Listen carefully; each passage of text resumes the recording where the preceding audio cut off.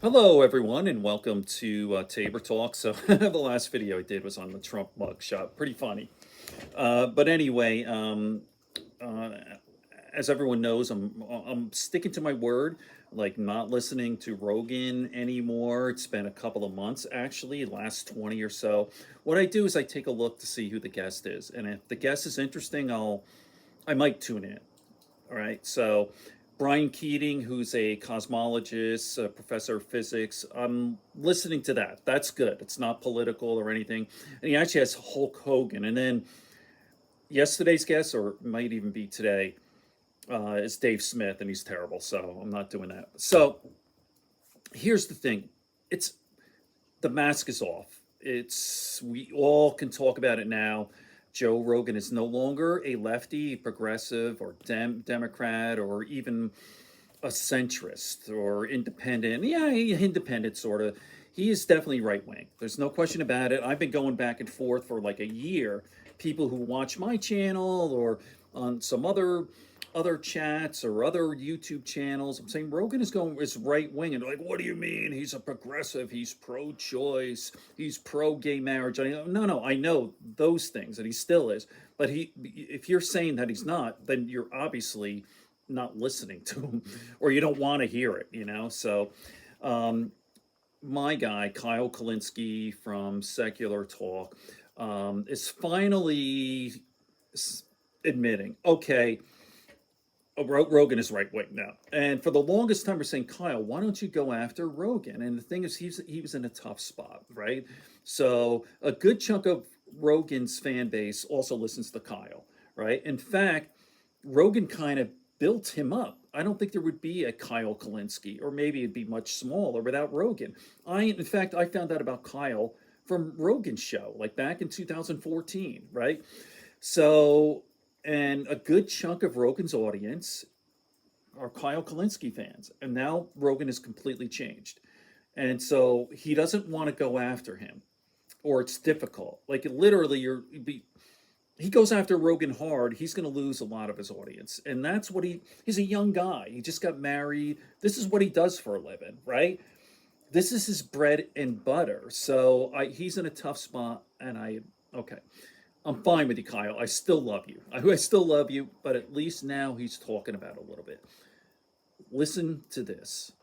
So every now and then, Rogan will hit us out of the blue with an opinion out of left field. Now, it's very often he hits us with opinions out of right field nowadays. There's no denying that. There's a number of areas where I'd take issue with him. And, last time I was on the show, we kind of got into it over DeSantis a little bit, and I tried to talk him out of his DeSantis support. And, I made points that disarmed him in the moment, but then a few shows later, he's right back to saying similar stuff about DeSantis. So, look, I tried. I did what I could to try to say, hey, here's the policies you say you support, and then here's how DeSantis is an opponent of all of these things.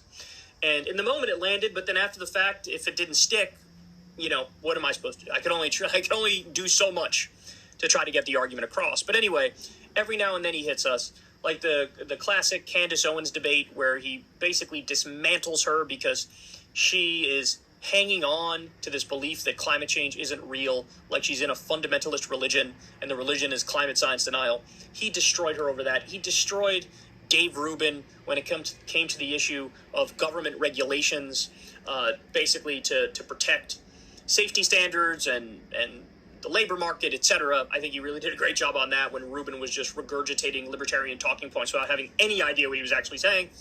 Well, now we get another instance like this. The Babylon Bee is basically the conservative version of The Onion. And suffice to say, I'm not a fan. I think they're really goofy and bad and not funny and very ideological. I think The Onion leans left, but I don't think they're like putting their politics first and foremost. I think they put what is funny first and foremost, which is why I think they're more consistently funny than something like the Babylon Bee. Here's Rogan getting really pissed off at the Babylon Bee guy because the Babylon Bee guy is making a terrible argument vis-a-vis abortion. And this idea that you can't have someone who is a Christian who talks to another person who's a Christian, and maybe they were on the fence about something, and you convince them to have a child, and it's the best decision they have ever made in their life, and they love their kids so much they couldn't imagine they were thinking about getting an abortion. Right. That's real too. Yeah. That's real too. There's also women who have been raped who should not have to fucking carry some rapist baby. There's women who have been sexually assaulted before the age of 14. There's They're also, supposed to- hold on though. But hold on, There's don't also, stop me. okay. That's real too. And we all have to agree. We have to agree on both of those things. There are also, though, I'm not going to argue with you on that point, but I will say there are people who have been born of rape and are alive right now and are pro-life, and they go around speaking, talking That's about how great. I had a right to live, and they will go out there and make an argument, a pro-life case, and they're born of a rape. You don't have a right to tell a 14-year-old girl she has to carry a rapist baby. I'm gonna stop here I'm just 'cause I saying believe that's this is real too. old. Yeah, I Okay. understand. What you're you saying. There you go. You see it there. But the fact of the matter is, that's an older clip. Kyle is playing an older Joe Rogan clip. I think it's about a year old, when the Babylon Bee guy was on. So Kyle's playing games, but I understand. Still love you, Kyle. Anyway, peace, love, and understanding here on Tabor Talk. Good friends, good books, and a sleepy conscience. Peace.